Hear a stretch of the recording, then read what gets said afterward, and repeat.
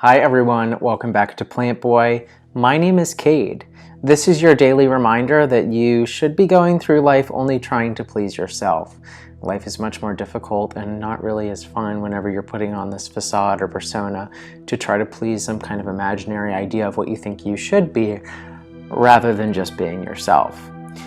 Let me thank every one of you for sticking around and hopefully enjoying the content. If you haven't subscribed already, we just reached 1,000 subscribers, and I'm very much so looking forward to watching this community grow and interacting with each and every one of you. It's crazy to think that I'm just sitting here talking to a camera right now, and there's so many people on the other side of that that I can interact with and kind of almost build a rapport with. Very awesome. Very unique as well. Furthermore, I do have my socials linked below, my Instagram, my TikTok, as well as a business email address. Feel free to join the conversation on any of those platforms. And we also have timestamps linked below if you are interested in skipping around this video. Obviously, we are going to be talking about Strelitzia, or also known as the bird of paradise. This is a very popular foliage houseplant, as well as a very popular native kind of outdoors plant as well, if you're in the correct zone. Very well known for their very broad green foliage. Let's see if I can get this guy up here. Oh, these guys get monstrous, so I'm just going to keep this on the floor. But you can see very broad green foliage, super appealing to fill out large areas of space, granted you have the right conditions. This plant is native to zones 10 through 12, so they definitely prefer more warm environments. It's actually a native South African plant, so keep that in mind as we go through this care guide, and we are going to try to mimic its natural environment as best we can to keep it the happiest. So this plant is one of the more unique house plants in the fact that it needs a lot of bright, direct light. A lot of the tropical foliage plants that we have that are popular on the houseplant market prefer bright, indirect light, where this plant is definitely used to getting lots of bright, direct light. I would say at least 4 to 6 hours of direct sun every single day. If you cannot accommodate that, you might want to think twice, and you may not find that this plant is really suitable for your space and your current situation. You could try doing a grow light, but you are going to need to really have a relatively intense grow light, maybe multiple on this plant, because they are very demanding in terms of the sunlight that they need to stay happy, to stay healthy, to thrive, and to flower as well.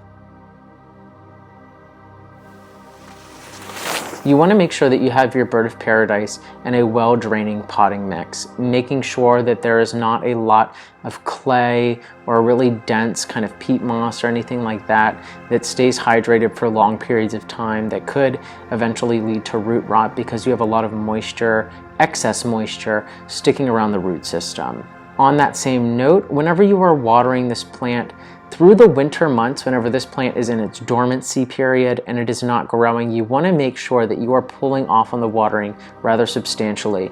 Let this plant dry out pretty thoroughly, if not entirely, before you give it a good soaking again. If you are in the summer months or the growing season, whatever that may be, make sure you are keeping the soil relatively moist. Do not make sure that the soil is not sopping wet by any means. If I were you, I would make sure that the first inch or two of soil is drying out before rewatering or giving this plant a good soak again through the growing season. In terms of humidity, these guys can tolerate a relatively wide array of humidity from my current understanding and current experience with this plant. Just regular household humidity would do just fine. Although if you do provide it with a more high humidity scenario, something a little more tropical, they definitely would not mind that either. In fact, they would probably prefer that. But giving this plant a little bit of a lower humidity scenario is not going to be a detriment to it. They are relatively finicky about their temperatures though. As noted, they are native to zones 10 through 12, so you want to make sure that you are keeping the temperatures up with this plant. I would not allow the temperature of this plant to drop below 60 degrees. It may tolerate it for a short period of time, but it is not going to be happy if it gets too cold for too long. Given that these plants are very broad foliage plants that have very large leaves, and they actually do flower as well, and they use a lot of sunlight and water, naturally they use a lot of nutrients as well, specifically nitrogen for that very large foliage production. You want to make sure that you are feeding these plants relatively frequently through the growing season, not at all through the dormancy period, but through the growing season, making sure that you are using a relatively nitrogen heavy fertilizer, whether that be a compost mix that you create, or worm castings, or fish emulsion, or even a synthetic fertilizer that is higher in nitrogen would do well also. Something like blood meal would actually work very well.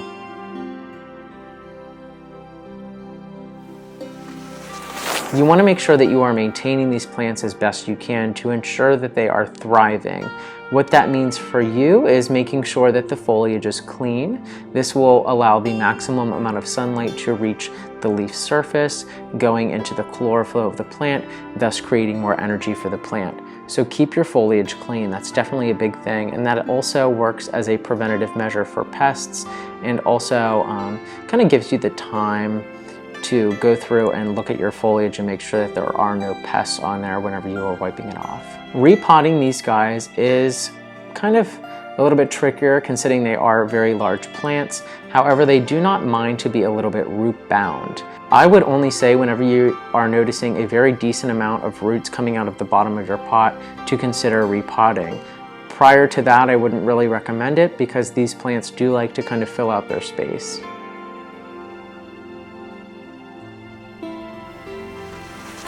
In order to propagate your bird of paradise, you are going to have to do so through seed or through division. I've never started a bird of paradise from seed. I've only ever purchased from nurseries, but you can definitely find bird of paradise plants that have more than one stem or more than one plant within the same planter, and you can divide those guys up and create separate plants.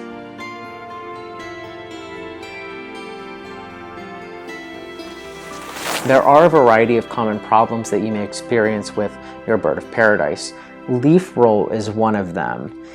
I'm not totally positive why this happens, but if I had to guess, it would be an environmental reason. It's not necessarily a sign for concern. What it most likely means is that the amount of respiration that is happening from the leaf surface is greater than the amount of water that can be uptaked through the root system and given to the plant. Thus, the plant has a physiological response in which the leaf curls in on itself to reduce the amount of surface area and kind of keep the moisture in around the top of the foliage of the plant where it actually evaporates from to kind of conserve water. Hope that makes sense. So leaf roll is not a big deal, and you will also see that leaf split is a very common problem on bird of paradise as well. You can see on this leaf I have here, we got some splitting happening. That is totally normal. It is not a sign for concern at all. It is very typical for these very broad foliage plants to have split leaves, and that happens tons and tons and tons in nature and botanical gardens and things like that. It's very natural and not something that you should worry about or fret over by any means. All right, everyone, I think that just about covers it. The bird of paradise is a really awesome foliage plant that you can have in your space to really fill out a lot of vertical space and add such kind of like a tropical look to a space as well, granted that you have lots of direct sun. If you don't have direct sun, you probably want to think twice about purchasing a bird of paradise, or at the very least getting a grow light or 2 or 3 to accommodate the very light heavy requirements that this plant has. Make sure you are keeping the soil relatively moist, letting the first inch or 2 of soil dry out through the growing season, and pulling back substantially on the watering through the dormancy period through the winter months. Keep it warm, above 60 degrees. Humidity is not a big concern, and just keep an eye out for pests and make sure you're cleaning off your foliage as well. I hope that you found this video informative, and the bird of paradise is a great plant. I hope that you guys can accommodate it and have the ample conditions for it, and it will definitely reward you in spades, I think is a saying. I don't know. But thanks again for watching. I will see you all in the next video, hopefully. Bye, guys.